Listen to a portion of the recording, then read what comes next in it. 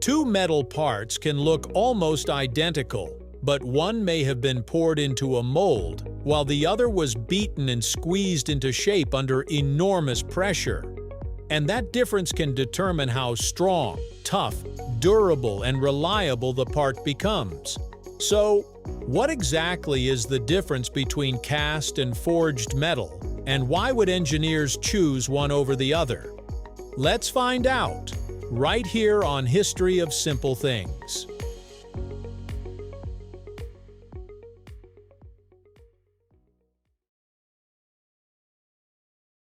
The story begins thousands of years ago, long before modern factories and computer-controlled machines. Casting is one of humanity's oldest metalworking techniques. Ancient civilizations discovered that certain metals could be heated until they became liquid and then poured into molds to create useful objects. Bronze casting became especially important in ancient Mesopotamia, Egypt, China, and other early civilizations, allowing people to produce weapons, tools, ornaments, and statues with shapes that would have been extremely difficult to make by hammering alone. Forging developed alongside these techniques. Blacksmiths learned that heated metal could be hammered, pressed, and shaped while still solid. Over centuries, these two methods evolved from simple furnaces and hand hammers into sophisticated industrial processes capable of producing everything from engine blocks to aircraft components. So, what actually happens when metal is cast? In casting, metal is heated until it melts and becomes a liquid. That molten metal is then poured into a mold containing the desired shape. As the metal cools, it solidifies and takes the shape of the mold. This sounds simple, but it is incredibly useful. A casting can create complicated shapes, internal passages, thick sections, thin sections, and other features that would be extremely difficult or even impossible to produce through forging. This is why casting is widely used for things such as engine blocks, cylinder heads, pump housings, brake components, large machinery parts, and decorative objects. The mold essentially allows engineers to create complex geometry directly, reducing the amount of machining required afterward. But casting has a weakness. The metal solidifies from a liquid, and that process can create internal imperfections. Depending on the alloy and manufacturing conditions, castings can develop tiny pores, shrinkage cavities, inclusions, or other defects. The metal's internal grain structure is also different from that of a forged component. This doesn't mean cast metal is automatically weak or unreliable. Modern casting techniques can produce extremely high-quality parts, and many cast components operate safely for decades. But when a component must withstand enormous repeated forces, impacts, or high stresses, engineers may prefer another method.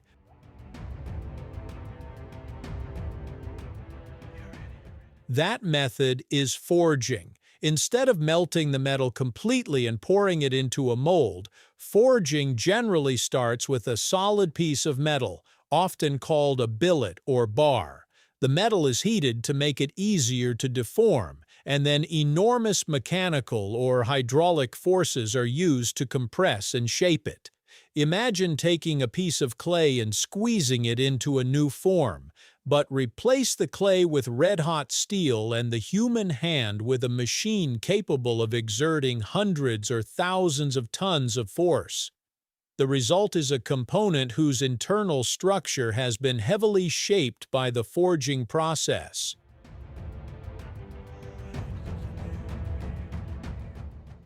This is where one of the biggest advantages of forging appears: grain flow. As the metal is compressed and deformed, its internal grain structure can become aligned with the general shape of the component.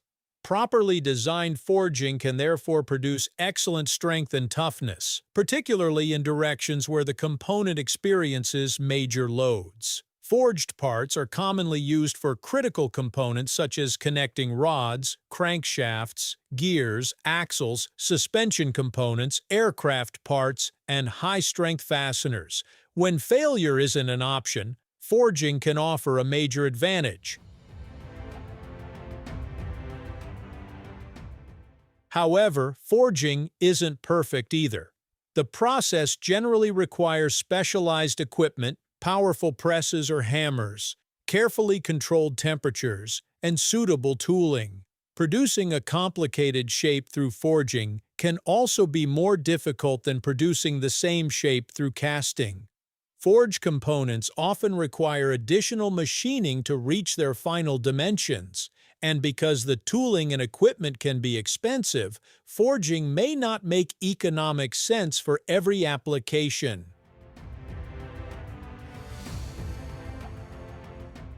So which one is stronger, cast or forged metal?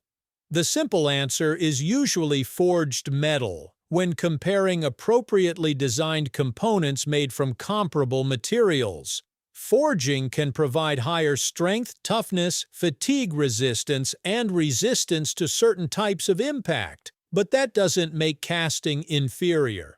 Casting wins when complexity, size, cost, and shape are major considerations. An engine block, for example, needs complicated internal passages for coolant and oil. Creating those passages through casting can be far more practical than trying to forge them into the component.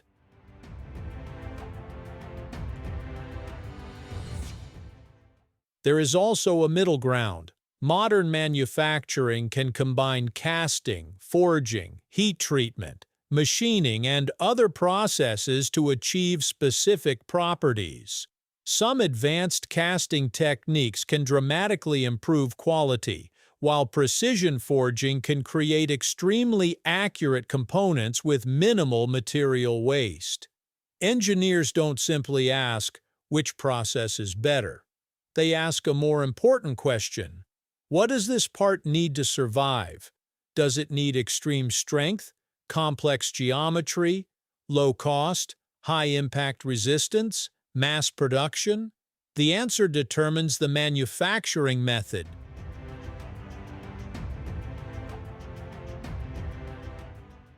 The next time you see a crankshaft, engine block, wrench, gear, or massive piece of machinery, remember that its shape is only part of the story. Hidden inside the metal is a history of heat, pressure, cooling, and deformation. Cast metal is shaped by being melted and poured. Forged metal is shaped by force. And that seemingly simple difference can completely change the way a piece of metal behaves when the pressure is on.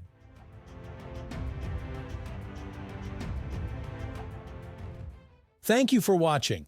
If you have suggestions for our next video, feel free to share them in the comments below. We'll be sure to give you an acknowledgement for your contribution. Thank you for joining us on this journey through the history of simple things. Don't forget to like, subscribe, and stay tuned for more stories woven through the smallest details.